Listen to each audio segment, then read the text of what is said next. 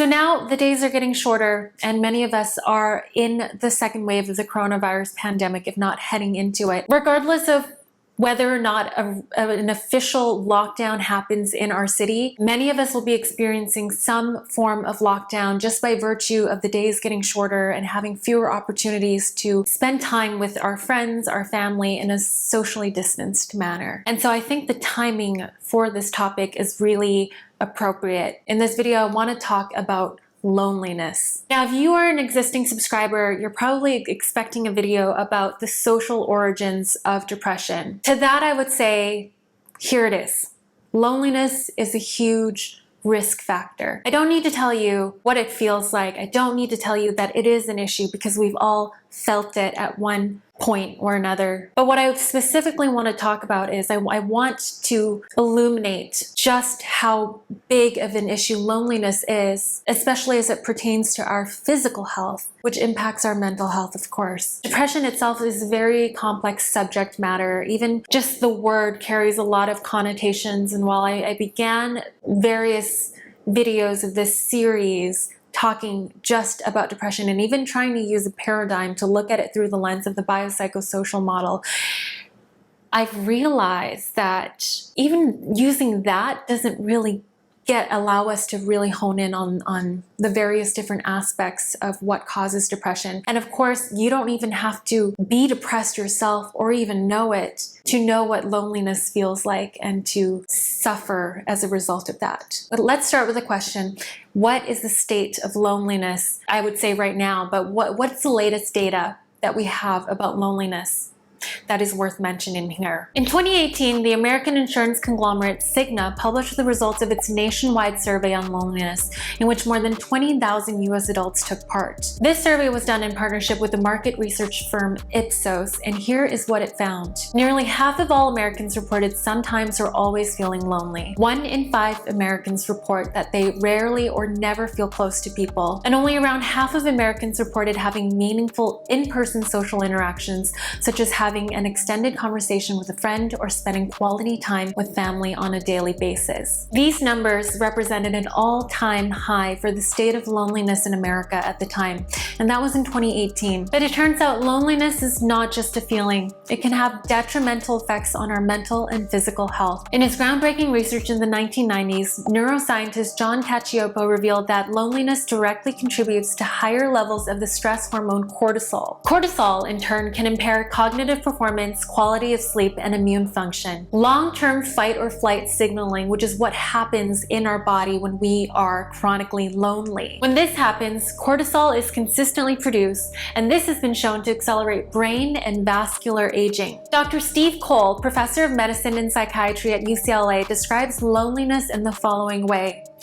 Loneliness acts as a fertilizer for other diseases. The biology of loneliness can accelerate the buildup of plaque in arteries, help cancer cells grow and spread, and promote inflammation in the brain, leading to Alzheimer's disease. Loneliness promotes several different types of wear and tear on the body. I want to point out specifically from that quote, Dr. Cole talks about the link between loneliness, inflammation, and Alzheimer's. But we also know, and we've discussed this in previous videos, that inflammation and depression are also strongly linked. There's now more and more evidence that suggests that chronic inflammation is perhaps more of a biological culprit of depression than a chemical imbalance in the brain. But then the next question would be, what causes chronic inflammation? We explored some of the biological causes of chronic inflammation, but now we've learned that stress and loneliness, something that people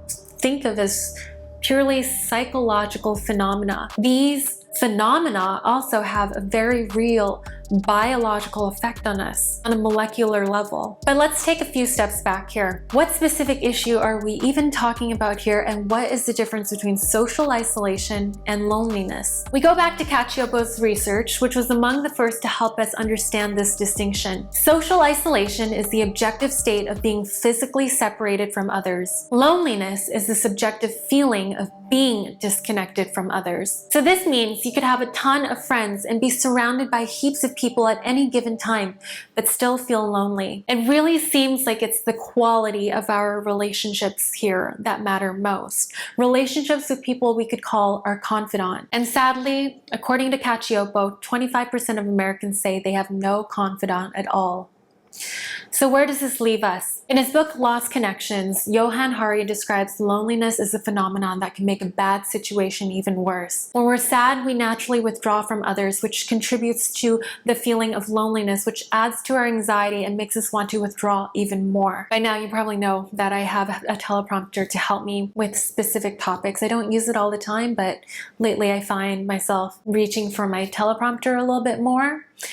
But it's at this point now that I want to break away from it a little bit.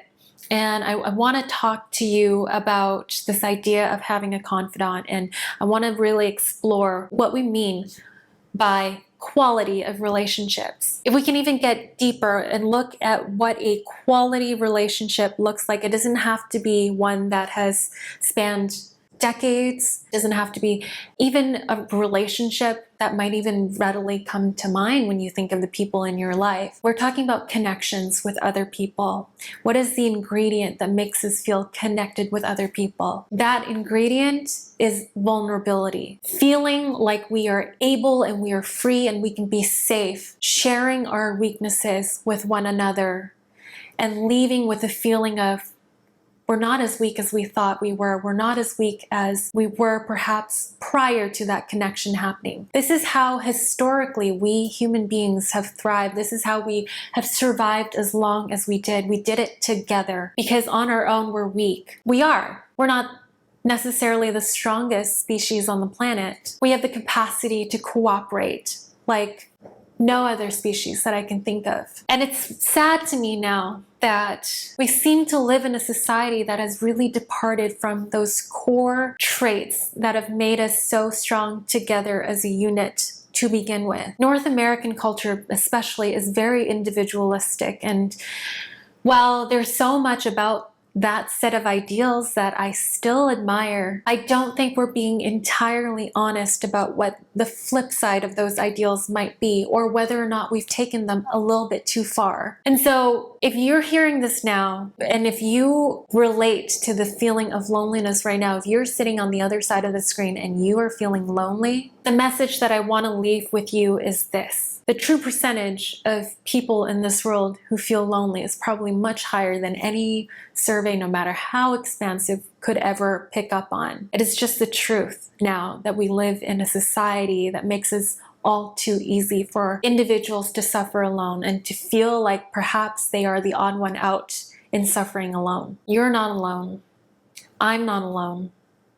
I feel lonely sometimes. And if I'm being honest with you, it's probably one of the reasons why I love making videos like this so much, is that it's an avenue for me to connect with you guys and to connect specifically about things that we normally wouldn't divulge to others in social settings otherwise. I wish you the best during these trying times, no matter where you are. And yeah, I leave you with that today.